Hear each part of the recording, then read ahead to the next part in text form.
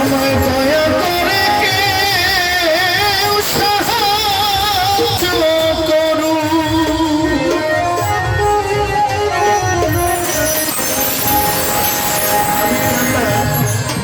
সবসময় গাই, আমার একটা কথা আছে, সে কথাটা হচ্ছে কি, মানে শিল্পীর প্রেমে করা আর পদ্মা নদীর তীরে ঘর বাঁধা একই কথা। এখানে আমার অনেক শিল্পী বোনেরা আছে,